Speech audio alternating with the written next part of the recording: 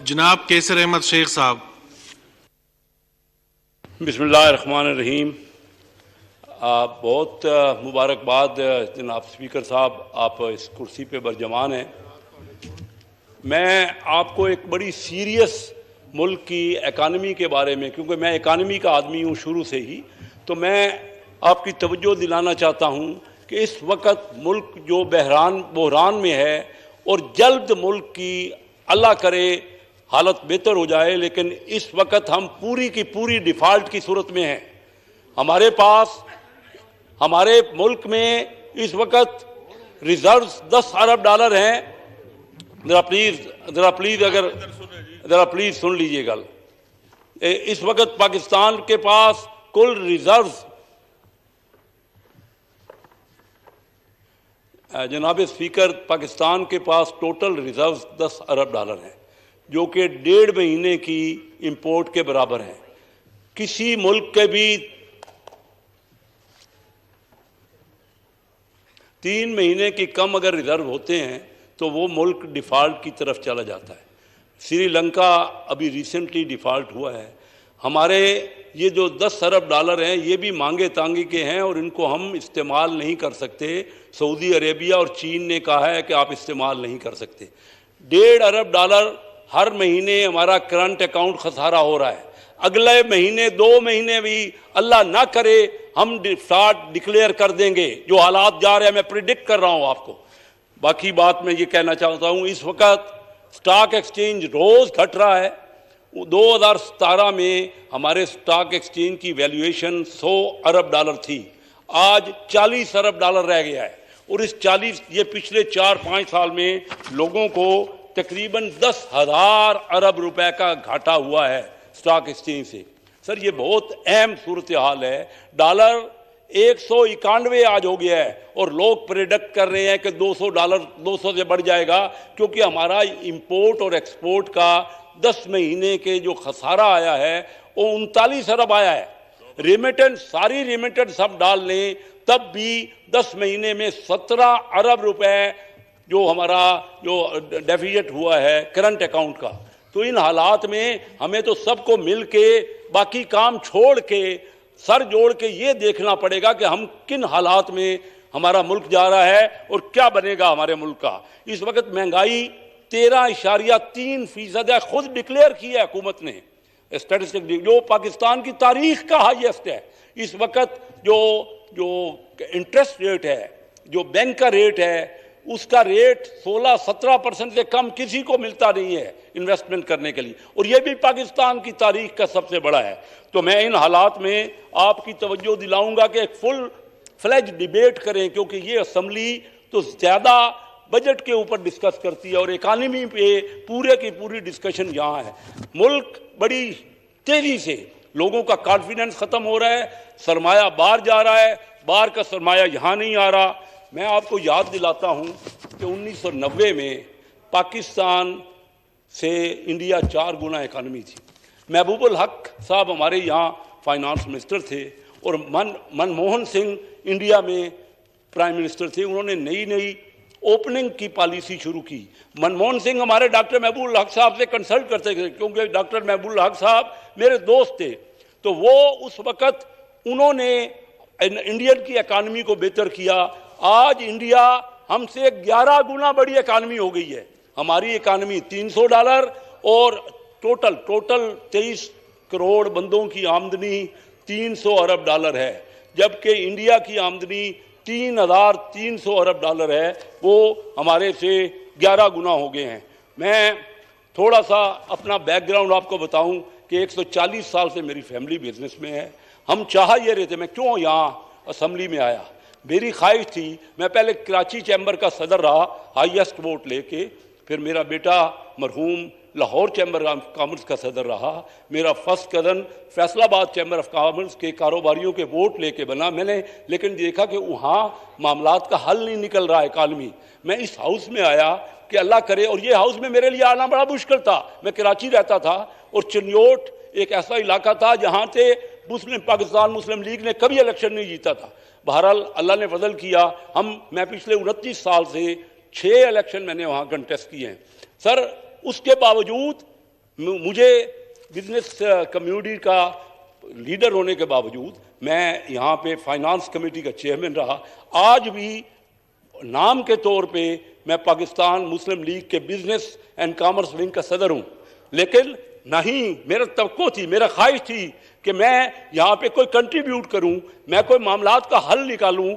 मैं कोई 1 महीने से हुकूमत बनी है, किसी ने कोई इकोनॉमिक मैटर पे मशवरा तक नहीं किया।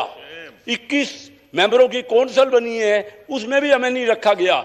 मैं ये कहना चाह रहा हूँ कि जब तक हर बार पाकिस्तान में IMF की तरफ से फाइनेंस मिनिस्टर बनता है, ये असम्बली के मेंबरों का प्रीरोगेटिव है। नेशनल असम्बली के मेंबर बजट बनाते हैं, इवन सेनेट के मेंबर भी बजट नहीं बनाते। लेकिन जब तक कोई फाइनेंस मिनिस्टर हमेशा IMF से या वर्ल्ड बैंक से आता है। आज किसी को पता नहीं है कि हफीज शेख साहब कहाँ गए, शौकत तरीन साहब कब किसी नुमाइंदगी में थे। आज हमारे जो नए वजीर खजाना बने हैं, कल मेरे एक दोस्त ने कहा कि मैं इलेक्शन जीता हूँ कराची से और वो इलेक्शन हारे हैं, वो वजीर खजाना है और मैं बैक बेंचर हूँ। मैंने ये सुनी, ये वीडियो चल रही थी, मैंने खुद सुनी। अब मुझे ये बताइए कि जब तक हमारे वजीर खजाना 19 जगह से आते रहेंगे, IMF एक इकोनॉमिक हिटमैन किताब हुई है, उस किताब में लिखा गया है कि डेवलपिंग कंट्रीज को हमने ज़्यादा से ज़्यादा कर्जे देने हैं ताकि वो कर्जे वापस ना कर सकें और वो नाकाम हो जाएं और डिफ़ॉल्ट हो जाएं। पाकिस्तान पिछले हमने जब छोड़ा तो 30,000 रुपये कर्जा था, आज 50,000 रुपये 50,000 अरब रुपए कर्जा हो गया है। ये हमारी कौमी आमदनी का 90% है। अगर हम और कर्जे लेते रहेंगे, आज भी हमारे वजीर खजाना आए हैं, वो कह रहे IMF के पास हो गए हैं। वजीर खजाना वो होना चाहिए जो कि इकानमी को समझता हो, जिसको तजर्बा हो, जो अपने मेंबरों से इंटरेक्शन करे, जो उनके मसाइल हैं उनको समझे। हमारा वजीर खजाना तो कभी ट्रेडिशनली कभी किसी से मिलता ही नहीं है। वो वजीर खजाना बन जाते हैं, किसी के चहीते होते हैं या वहाँ IMF से आते हैं।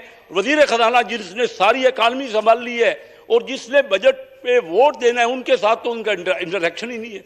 सिर्फ और सिर्फ उनका काम IMF के कर्जे लेना, जिनमें कमीशनें होती हैं बहुत बड़ी। ये इकोनॉमिक हिटमैन की किताब जो बड़ी पॉपुलर हुई है और बड़ी जो मेन बिकने वाली किताब थी, उसमें लिखा हुआ है कि तमाम मुल्कों को हम यही करते हैं कि उनके कर्जे इतने ज़्यादा कर देते हैं कि वो वापस करने की पोजीशन में नहीं होते।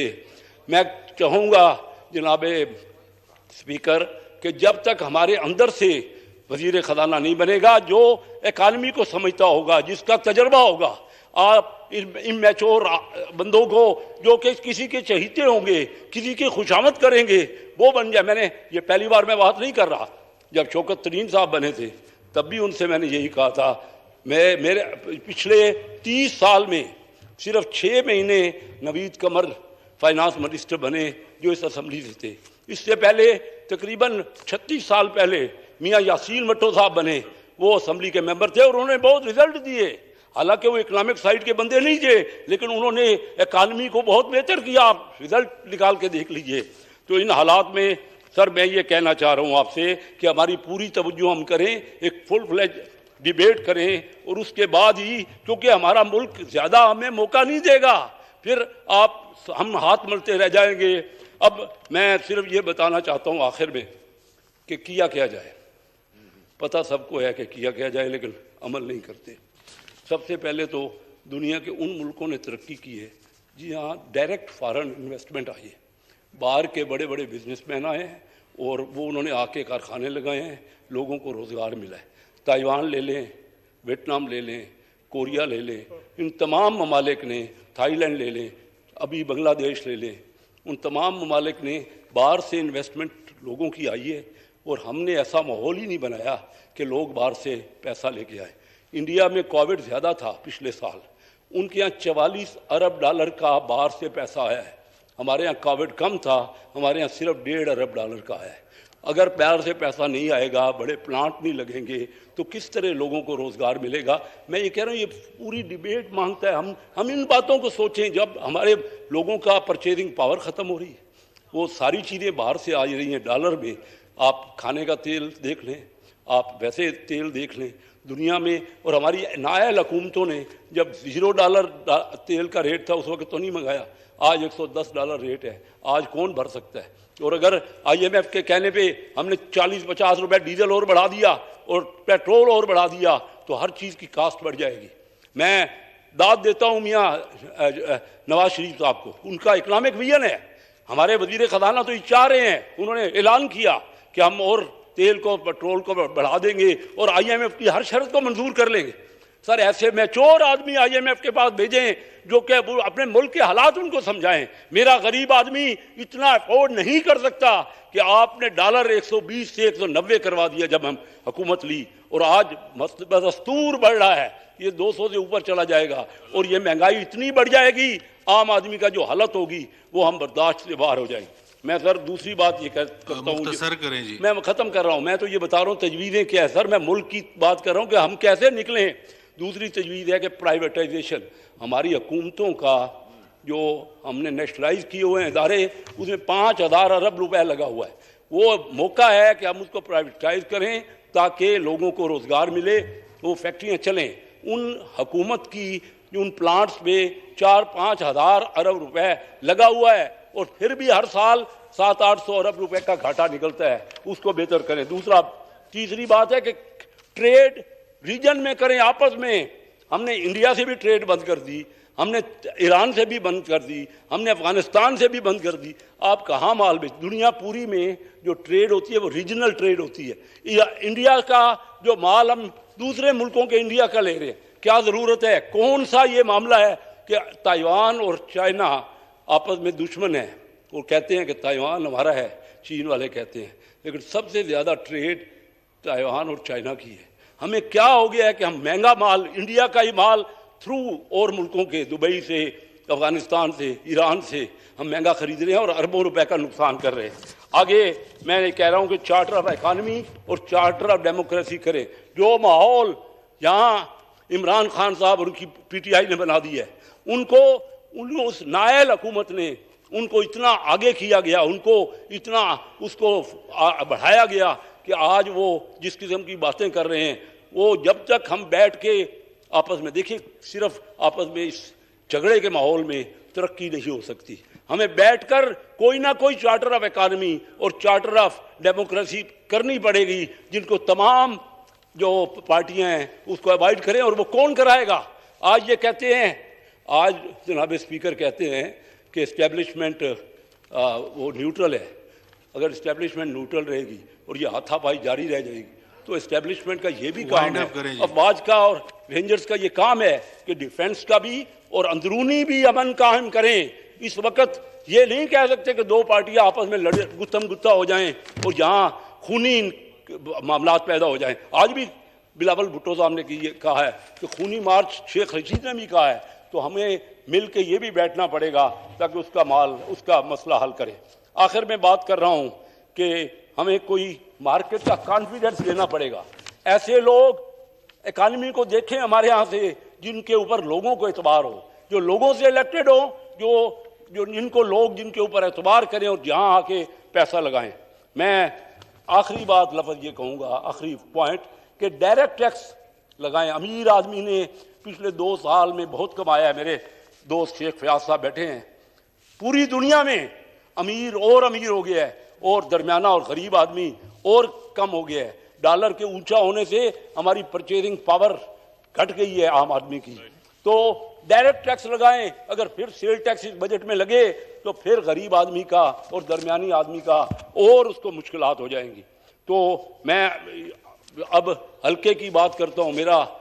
मैं 7 जिलों में से जनाब सर करें जी बात को, और मेंबरान बैठे हुए हैं जी, वो बात खत्म करें जी, अभी वाइंड अप कर दे जी, वाइंड अप कर दे। जुमला है, एक जुमला कहने दें।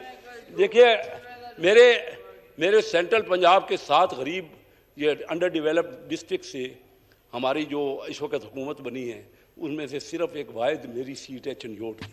मियाँ वाली, बखर, खुशाब, हाफजाबाद, जंग, चंजोट और लिया से कोई और सीट ना पीपल पार्टी की है, ना मुस्लिम लीग की है, ना JUI की है। हमारे रोड ख़राब हैं, कुछ लाहौर और वो अपने हमारे शहर हैं, और कराची भी हमारा शहर है, बड़े शहर भी और वहाँ के शहर भी। लेकिन मेरा इलाके का कह के पिछले 10 साल से फैसलाबाद से चंजोट का रोड और पिंडी भटियां से चंजोट का रोड खराब है। आप आगे देखें, आ ही नहीं सकता, कोई बड़ा लीडर वहां आया ही नहीं, क्योंकि रोड खराब है, आ ही नहीं सकता।